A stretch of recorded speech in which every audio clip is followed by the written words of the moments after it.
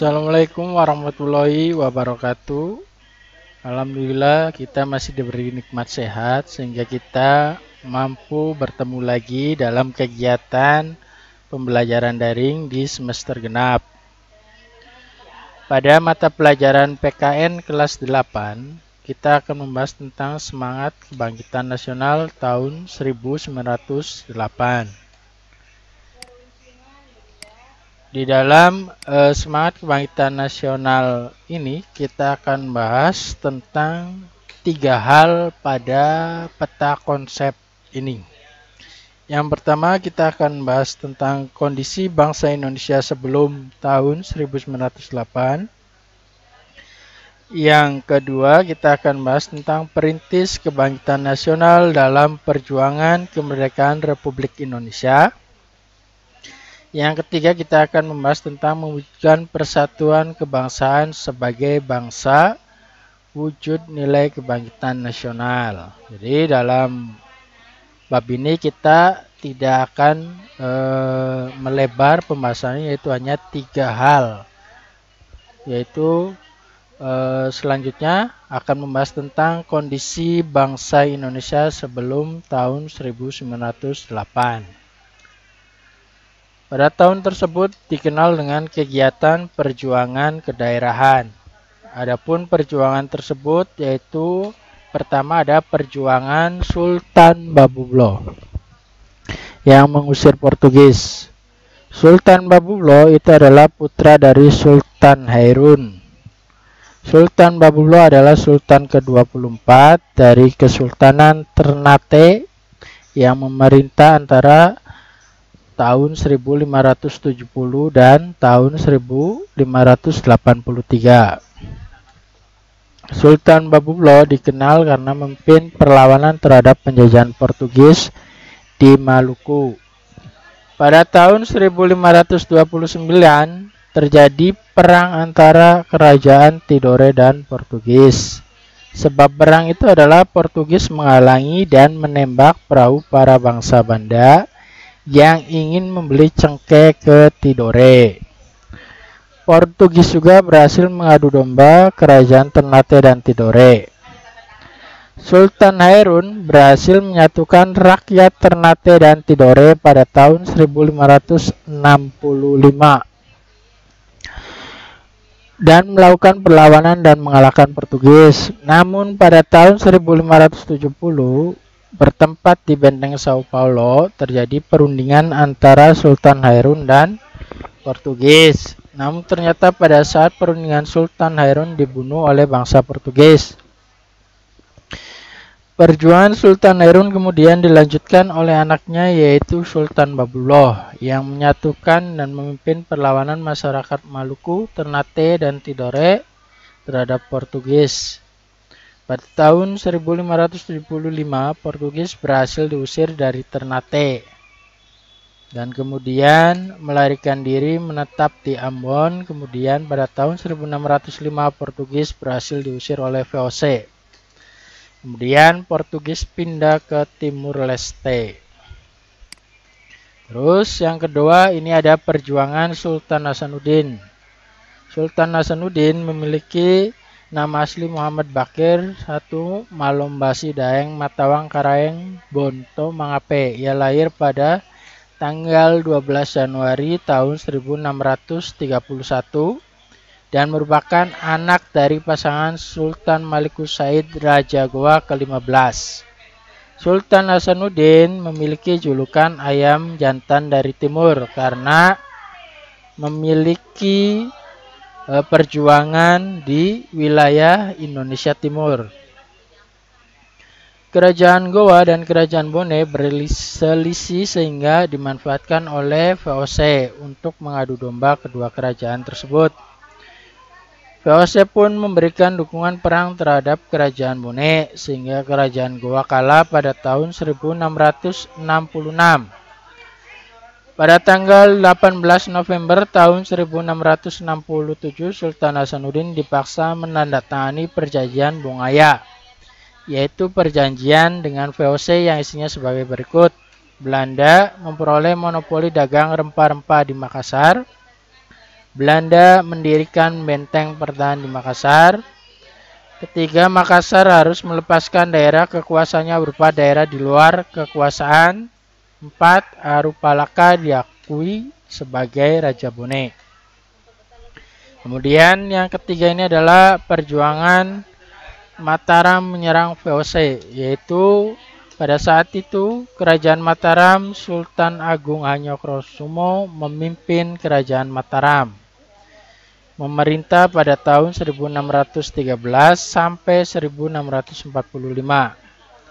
Di bawah kepemimpinannya, Mataram berkembang menjadi kerajaan terbesar di Jawa dan Nusantara. Perselisihan Mataram dan Belanda terjadi karena nafsu monopoli Belanda.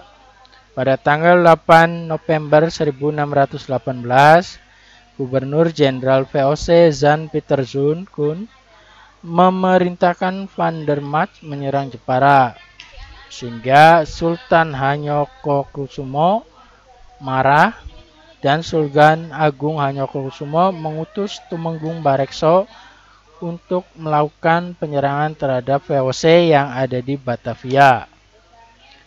Sampai di Batavia tanggal 22 Agustus tahun 1628. Kemudian disusul pasukan kedua Tumenggung Suragul-Agul beserta Kiai Dipati Mandurejo dan Upasanta.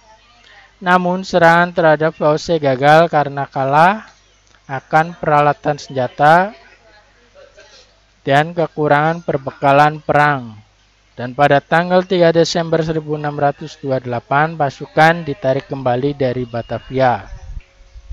Kemudian Sultan Agung pun melakukan kegiatan perang pemerangan kedua, yaitu mengutus Kiai Adipati Jumina, Kiai Adipati Puger, dan Kiai Adipati Pubraya untuk melakukan penyerangan kedua terhadap VOC pada tanggal 1 Agustus tahun 1929 dan berakhir sampai 1 Oktober tahun 1629.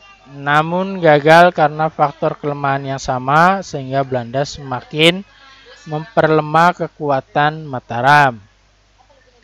Kemudian perjuangan yang keempat ini ada Perang Saparua di Ambon, atau bisa juga disebut dengan perjuangan Kapitan Patimura. Kapitan Patimura nama aslinya adalah Thomas Matulesi, lahir di Haria, Pulau Saparua, Maluku 8 Juni tahun 1783. Meninggal di Ambon, Maluku 16 Desember tahun 1817 pada umur 34 tahun, juga dikenal dengan nama Kapitan Patimura. Pada tahun 1817, Belanda berkuasa kembali di Ambon setelah memerintah Inggris, namun masyarakat Ambon melakukan perlawanan yang dipimpin oleh Kapitan Patimura. Patimura berhasil merebut benteng Belanda dan membunuh Jenderal Residen Van de Beek. Perlawanan Patimura dibalas oleh Belanda dan bantuannya dari Batavia, sehingga Patimura pun kalah, ditangkap, dan dihukum gantung. Terus selanjutnya ini adalah Perang Padri di Sumatera Barat. Perang Padri ini adalah berbeda dengan perang sebelumnya, karena di Perang Padri ini sudah ada campur tangan para tokoh-tokoh Islam. Di dalam Perang Padri ini adalah dipimpin oleh Tuanku Imam Bonjol. Adalah nama aslinya Muhammad Shahab yang lahir di Bonjol pada tanggal 1 Januari tahun 1772. Dia merupakan putra dari pasangan Bayanuddin Shahab dan Hamatun. Ayahnya, Khotib Bayanuddin Shahab, merupakan seorang alim ulama yang berasal dari Sungai Rimbang Soliki. Perlawanan kaum Padri dengan sasaran utama Belanda dipimpin Tuanku Imam Bonjol, Tuanku Nan Cerdik, Tuanku Tambusai, dan Tuanku Nan Alahan. Perlawanan berhasil mengalahkan Belanda karena mendapatkan dukungan kaum adat dan masyarakat Aceh. Kemudian Belanda mengatur strategi pertahanan benteng Stetsel, benteng Fort de Kock di Bukit Tinggi, dan benteng Fort van der Capellen. Dengan siasat tersebut, Belanda mampu melemahkan kekuatan Imam Bonjol.